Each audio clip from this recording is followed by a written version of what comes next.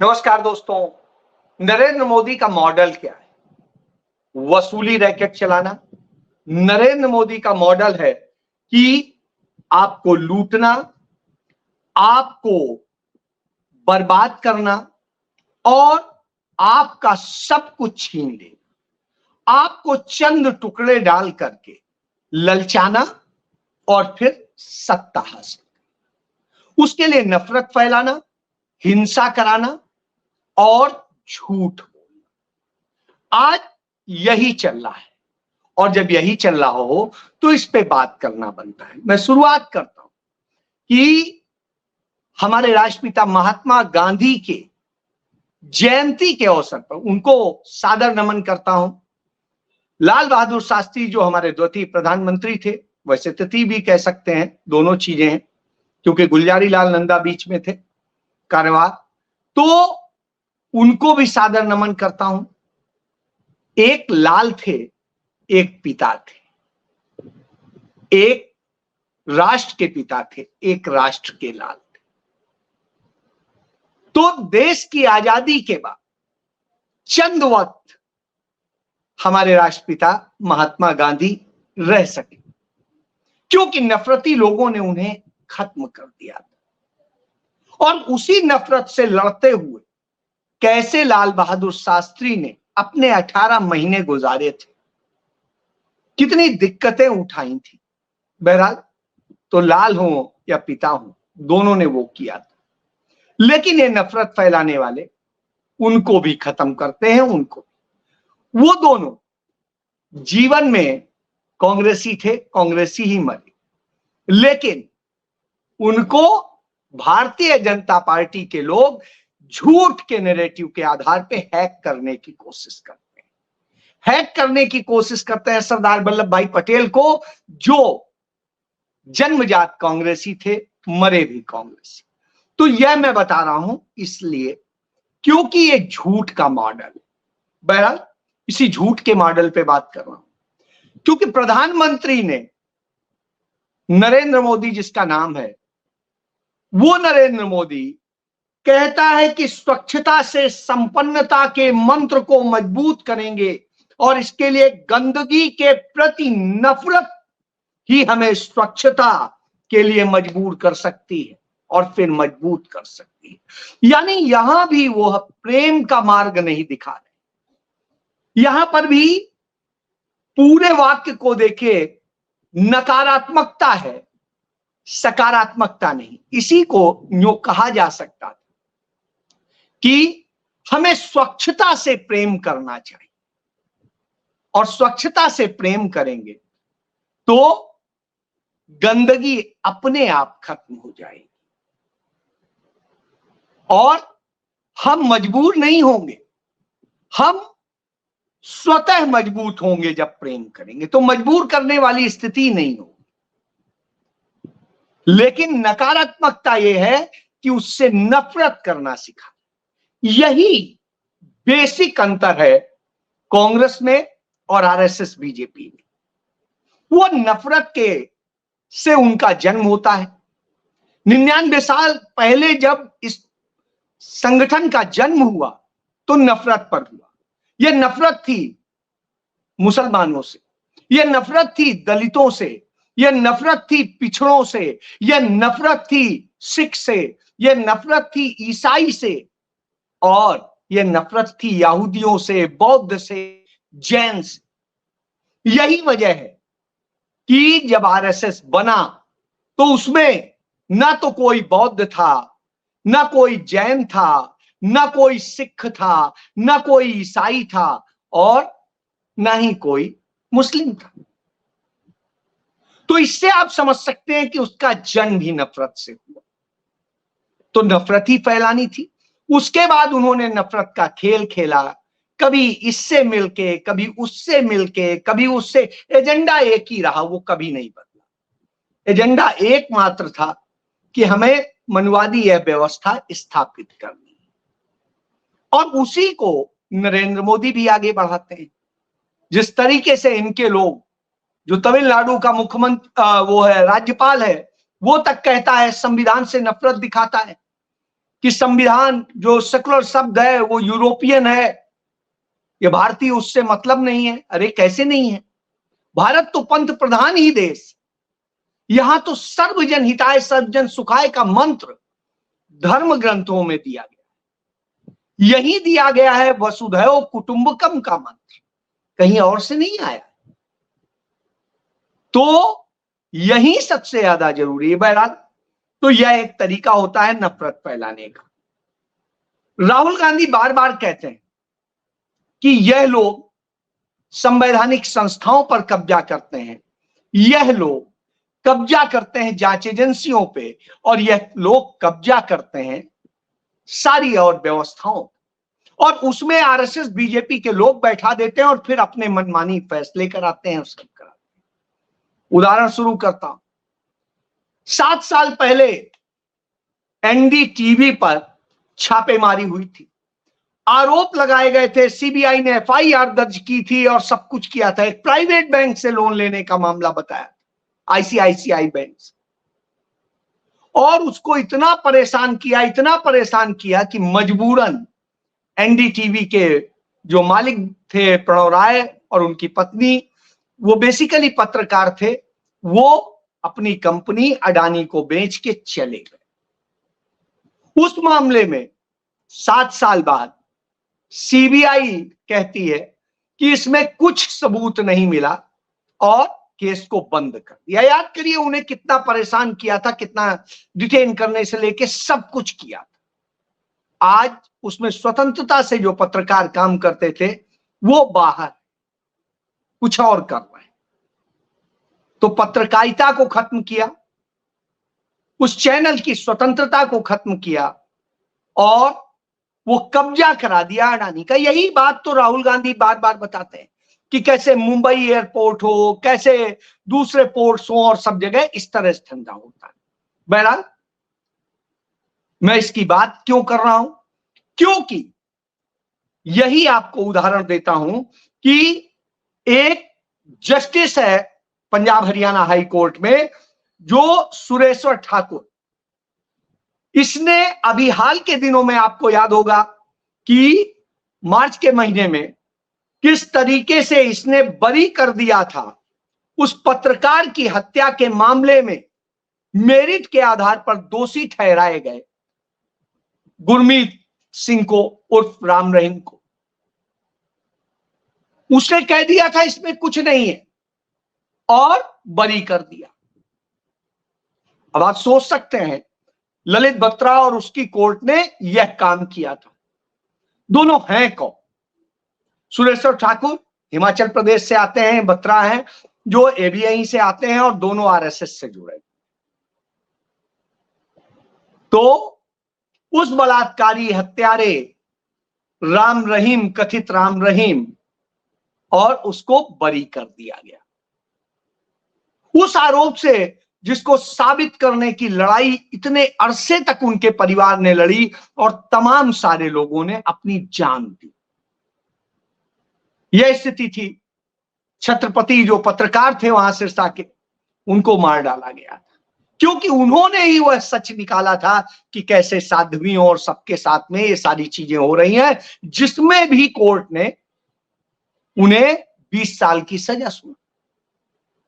अब चुनाव आयोग और सब उसको बरी करके जैसे भेजते हैं, सॉरी पैरोल पे भेज देते हैं, हर बार चुनाव पे भेज देते हैं, 22वीं बार भेज दिया। बहरहाल, यह तो एक होती है। दूसरा, वहीं इलेक्शन चल रहा है, इलेक्शन में प्रत्याशी है धर्म सिंह छोकर पानीपत सीट से, और वो प्रभाव रखता है आसपास की सीटों में।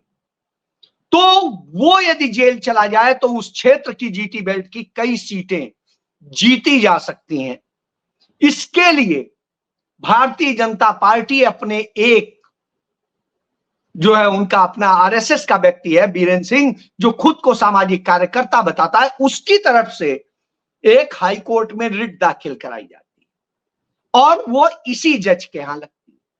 वह जज क्या ऑर्डर करता है कि चुनाव लड़ रहे इन धर्म सिंह छोकर को कि वो 2 तारीख को सरेंडर कर दें, नहीं तो हम ये कर देंगे वो। 2 की बजाय आप 6 कह देते, 4 दिन में कोई आफत तो नहीं आई जा रही। लेकिन जानबूझ के किया गया, क्योंकि चुनाव के वक्त आप न रहे, सारी गड़बड़ी करा दें, वो उनके बेटे, उनके पूरे परिवार को जेल में जाने की व्यवस्था, यह आदेश पारित करता है। और ऐसे दिन पारित करता है कि छुट्टी का वक्त होगा, आप कहीं पर भी रिलीफ नहीं ले सकेंगे। तो ये साजिशों का जो मैं कहता हूं दौर है, न्यो साजिशें रची जाती। बहरहाल यहां पर यह होता है, उनको बरी करेगा, इनको ये करेगा।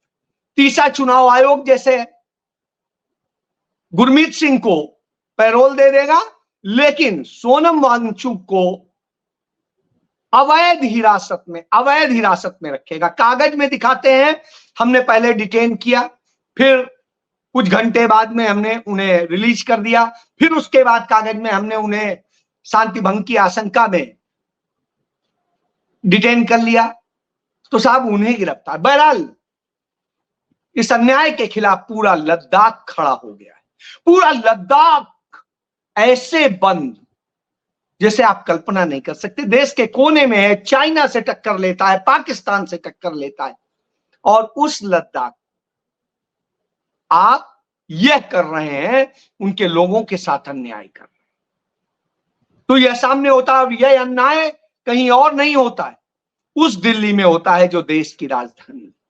अंधी बहरी गूंगी सरकार उस पर कुछ बोलने की हिम्मत नहीं करती। तो यह आप समझ लीजिए, उस निहत्थे सोनम वांगचुक और उनके करीब 150 साथियों के साथ जो उन्हें गिरफ्तार किया जाता है, यह इस बात का संदेश कि इनका कैरेक्टर क्या है। बहरहाल इसी कैरेक्टर पे बात करता हूं। जब कैरेक्टर की बात करी मैं, आपको याद होगा बीएचयू इंजीनियरिंग की एक छात्रा के साथ में भारतीय जनता पार्टी नरेंद्र मोदी की आईटी सेल के टीम के लड़कों ने गैंग रेप किया, और गैंग रेप करके उनको बचाने के लिए कितनी साजिशें रची गई थी। उन्हें चुनाव में भेज दिया गया और सब कुछ किया गया जिससे, लेकिन ये तो अच्छा हो यूपी के कांग्रेस के अध्यक्ष अजय राय का कि उन्होंने सीसीटीवी फुटेज और सारी चीजें अरेंज करी, और उस कारण से उसे गिरफ्तार करना पड़ा। बहरहाल अदालतें कृपा करती हैं, प्रोसिक्यूशन सपोर्ट करता है, और उन सबको बेल मिल गई, तो बेल पर छूट जाते हैं। वहां दूसरी तरफ क्या होता है, उन लड़कियों के साथ जो गैंग रेप हुआ था, इसका विरोध करने वाले, इसके विरोध में आंदोलन खड़ा करने वाले, न्याय की मांग करने वाले 13 लड़कों के खिलाफ स्टूडेंट्स को बीएचयू से निष्कासित करने का फैसला। अब आप सोचिए कि हमने कौन सा भारत बनाया है कि आप आवाज उठाएंगे जब न्याय के लिए, तो आपके साथ ये होगा। यही तो हुआ था विनेश फोगाट के साथ, उसने यही आवाज उठाई थी कि लड़कियों के साथ यह अन्याय हो रहा है, लड़कियों का यौन शोषण हो रहा है। लड़कियों, वो अपने लिए नहीं लड़ रही थी, दूसरी लड़कियों के लिए लड़ रही, कि कैसे कैसे छोटी छोटी लड़कियों, नाबालिग लड़कियों तक को शिकार बनाता है ब्रजभूषण शरण सिंह, जो बीजेपी का सांसद। दबंगई, पैसा, सब कुछ, और उसे नरेंद्र मोदी कहते हैं इसके हाथ में कुश्ती सुरक्षित है। यह स्थिति है, तब आप समझ सकते हैं। तो उस विनेश फोगाट को क्या क्या भुगतना पड़ा, उस बजरंग पुनिया को क्या क्या भुगतना पड़ा, उस साक्षी मलिक को क्या क्या भुगतना पड़ा, सब कोई जानता है। बहरहाल कांग्रेस पार्टी ने उनको संबल दिया, और अब विनेश को विधानसभा भेज करके सम्मान दिलाने का काम किया। लेकिन भाजपा सम्मान तो नहीं दिला सकती, बदनाम करने का काम करेगी, झूठ बोलने का काम करेगी। तो यह उसका चाल चरित्र चेहरा, वो बलात्कारियों को बचाती है, जैसे मैंने बताया सबको, तो यह चेहरा है। बहरहाल आज प्रियंका गांधी उसके लिए रैली करने गई, और वहां पर उन्होंने बताया कि कैसे विनेश लड़ी और कैसे उन्होंने अपनी बच्ची से लेके उसकी तुलना की। यह अपने आप में उस दर्द को बयां करता है कि बच्चे कितनी मेहनत करते हैं तब कहीं खेल पाते हैं। लेकिन ऐसी चरित्रहीन सरकार, ऐसा चरित्रहीन प्रधानमंत्री या उनके लोग उनका दमन करते हैं, शोषण करते हैं और उन पर हमले करते हैं जो सही बोलते हैं और इंसाफ करते हैं। बहरहाल इसके बाद अब चूंकि हरियाणा में चुनाव चल रहा है, हरियाणा में हालत बिगड़ी हुई है, हर कोई पूछ रहा है कि हरियाणा में 30 पेपर लीक हुए इन 10 सालों में, उसका जवाब कौन देगा? कौन देगा कि यहां ड्रग्स की कितनी भारी समस्या है और यहां के युवा इसका शिकार हो रहे हैं। बीजेपी सरकार ड्रग माफिया को संरक्षण देती है। कौन जवाब देगा? कौन जवाब देगा कि योजनाओं को, जो युवाओं के को अग्निवीर बना करके उनका जीवन बर्बाद करने का काम किया है इस सरकार? कौन जवाब देगा कि हरियाणा ने जो देश के प्रति वफादारी की है उसके साथ में गद्दारी करने का काम ये सरकार करेगी और फिर जनता को लूटेगी, कभी टैक्स से, कभी सरचार्ज से, कभी किसी चीज से। तो यह स्थिति है। मैं छोटा सा उदाहरण देता हूं। मेरी गाड़ी की बैटरी गड़बड़ हो गई थी, मैंने बैटरी डलाई। बैटरी जब डलाई तो पता चला बैटरी जितने थी, पूछा तो उसमें बताया 28% तो जीएसटी है प्लस सरचार्ज मिला के वो 32%। यानी जितने की बैटरी उसका बड़ा हिस्सा नरेंद्र मोदी अपने लिए ले जा रहे हैं, क्योंकि उससे अडानी अंबानी को उन्हें पोषित करना। तो साहब आप यह समझ सकते हैं कि यह मॉडल है इनका। तो जब यह मॉडल होता है तो निश्चित रूप से तब हमें आता है कि आखिर ये क्या स्थिति बनाती है। जो सच बोलेगा, सोनम वांगचुक सच बोले, सही बात बोल रहे हैं, कैसे शोषण हो रहा है, कैसे अडानी अंबानी को वहां की भूमियों पर कब्जा कराया जा रहा है, तो उनको जेल में डाल देंगे। वो क्या करने गए? सिर्फ गांधी जी की समाधि पर बैठ करके एक दिन का अनशन करने गए, उसके बाद अपना मेमोरेंडम देना था, चले आना। लेकिन जो तानाशाह होता है वो कायर भी होता है और वह कायरता दिखाई देती। जैसे देश की आजादी के पहले इन्होंने देश बांटने का काम किया था। किस तरीके से आरएसएस ने, हिंदू महासभा ने यह किया था कि बंटवारे के लिए आपके मन में नफरत पैदा की मुस्लिम समुदाय के प्रति, क्योंकि सबसे बड़ी आबादी थी, और उसके बाद में हिंदुत्ववादियों में उन्होंने जहर भरने की कोशिश की। आज तक वो जहर भरा हुआ है। और उसके बाद में इन्होंने गद्दारी करके देश बांटने का काम शुरू किया। जिस तरह से इन्होंने तमाम बार प्रस्ताव पारित किया, गांधी जी ने तो कहा था मेरी लाश पे देश बटेगा, लेकिन इन्होंने देश बांटने के लिए कितनी साजिशें रची ये किसी से छिपा नहीं, जिसके कारण मजबूरन ये करना पड़ा। तो यह स्थिति। लेकिन भाजपा सरकारों में क्या हो रहा है? भाजपा सरकारों में जो हो रहा है वो अपने आप में दुखद। छोटा सा उदाहरण दे देता हूं। शामली जिला है और शामली जिले में सरेआम जाते हैं डकैत गुंडे, जो भी वो कह दीजिए बदमाश, और जा करके बैंक में घुस के 40 लाख की लूट कर लेते हैं। कोई कुछ नहीं। सब यह स्थिति। हरियाणा में आप देखिए, हरियाणा में घोटाले की सरकार थी। जैसे डाडम खनन घोटाला था, यमुना खनन घोटाला था, शराब घोटाला था, मेट्रो रूट बदलाव घोटाला था, अमृत योजना घोटाला था, सफाई घोटाला था, रजिस्ट्री घोटाला था, धान खरीद घोटाला था, रोडवेज स्कैम घोटाला था, पेपर लीक घोटाला था, एचपीएससी, एसएससी जो है हरियाणा स्टाफ सर्विस कमीशन भर्ती घोटाला था। इसके बाद में तो ये सब घोटाले, जितने घोटाले इन्होंने किए, उन घोटालों पे क्या बात करते हैं? क्या उनका जवाब देंगे? वहां ईडी जाएगी? नहीं जाएगी। लेकिन दूसरे को बदनाम करेंगे। इसलिए क्योंकि पैसा नहीं है तो आप कुछ नहीं कर सकते। इसी बात को लेकर राहुल गांधी बार बार कहते हैं ये असल में चंद पूंजीपतियों के गुलाम, और ये वो गुलामी करते हैं। इनकी विचारधारा के लोगों ने संस्थाओं पर कब्जा कर लिया है, उसके जरिए साजिश रचते हैं और ईमानदार लोगों को पकड़ते हैं और बेईमानों को संरक्षण देते हैं, छोड़ देते हैं। आपने उत्तर प्रदेश में बीएसपी के उस नेता का आपने देखा होगा कि जो दीनानाथ मिश्रा था, जिस पर तमाम घोटाले का आरोप था, ईडी की एफआईआर थी, जब वो बीजेपी में आ गया और उसके बाद में उसका केस खत्म हो गया। कितने ही ऐसे मामले, तो उदाहरण के लिए तो ये समझ लीजिए कि नफरत की सरकार वही करती है और कुछ नहीं है इसके पास। तो ये असल में गांधी के हत्यारे थे, हैं, रहेंगे, और आज भी इनके लोग वही विचार व्यक्त करते हैं। आप इनकी सांसद कंगना रनौत का आज का ही वह पढ़ लीजिए कि उसने क्या लिखा इंस्टाग्राम पे, दूसरे और सोशल मीडिया पे, कि किस तरीके से पोस्ट की।